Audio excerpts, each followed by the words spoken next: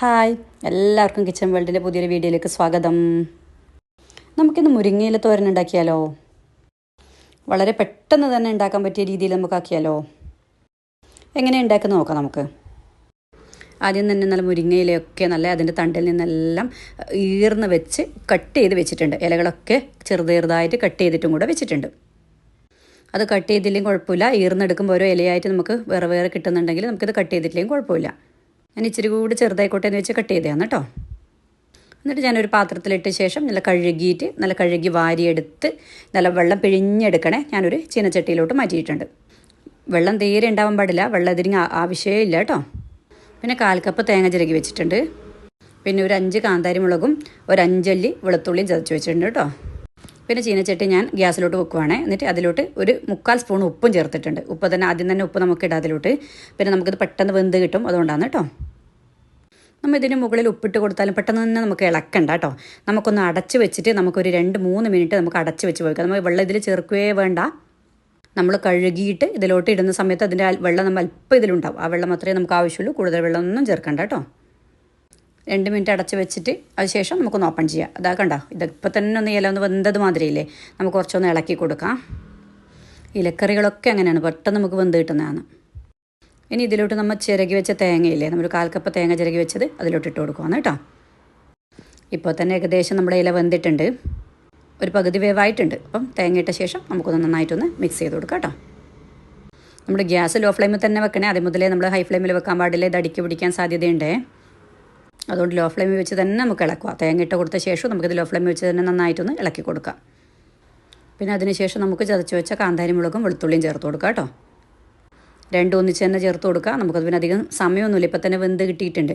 അപ്പോൾ പിന്നെ നമുക്ക് 2 ഒന്നിച്ച് തന്നെ ചേർത്ത് കൊടുത്തിട്ട് നന്നായിട്ടൊന്ന് മിക്സ് ചെയ്യാം കേട്ടോ. ഇലക്കറികളൊക്കെ അധികം വേവിക്കാതിരിക്കുന്നതാണ് നല്ലത്. ഒരുപാട് വെന്തുടഞ്ഞ് അതൊരു ചിലപ്പോൾ ഒരു കയ്പ്പ് ടേസ്റ്റ് വരാൻ സാധ്യതയുണ്ട്. അതുകൊണ്ട് നമുക്കൊരു കണക്കായ വേവേ അതിന് പറ്റത്തുള്ളൂ കേട്ടോ. നന്നായിട്ട് മിക്സ് ചെയ്ത് വെച്ചിട്ടുണ്ട്, നന്നായിട്ടൊന്ന് ഇളക്കിയിട്ടുണ്ട്. നമുക്കിനി എന്ത് ചെയ്യാം, നമുക്കിനി ഇച്ചിരി നേരം കൂടെ നമുക്കൊന്ന് അടച്ച് വെക്കാം. നമ്മൾ ലോ ഫ്ലെയിമിൽ തന്നെ ഉണ്ട്. നമുക്കൊരു 1 മിനിറ്റ് കൂടെ നമുക്കൊന്ന് അടച്ച് വെക്കാം. ആ തേങ്ങയും വെളുത്തുള്ളിയും കാന്താരി മുളകൊക്കെ ഒന്ന് സെറ്റായി ഒന്ന് വെന്ത് വരട്ടെ, അതിന് വേണ്ടിയിട്ടാണ് കേട്ടോ. ഞാൻ അടച്ച് വെച്ചിട്ടുണ്ടായിരുന്നു, ഞാനത് വീഡിയോ എടുത്തില്ല കേട്ടോ.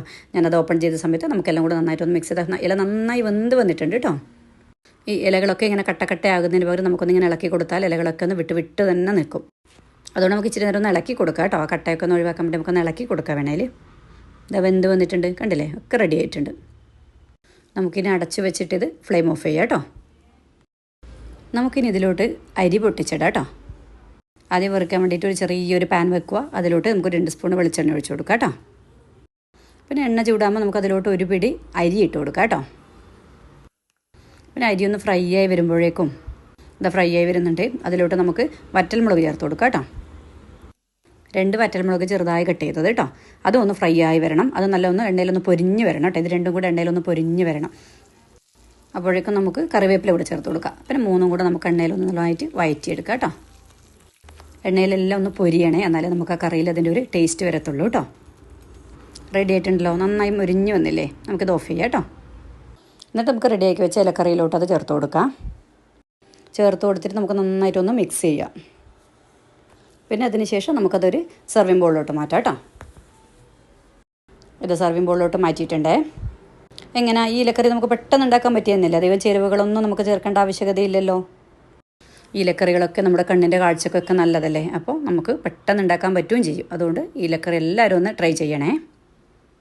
ചിലരുടെ വീട്ടിലൊക്കെ ധാരാളം ഉണ്ടാവും മുരിങ്ങയില. എൻ്റെ വീട്ടിലൊക്കെ ധാരാളം ഉണ്ട്. അപ്പോൾ ഞാൻ ഇടയ്ക്കിടെ ഇങ്ങനെ റെഡിയാക്കാറുണ്ട്.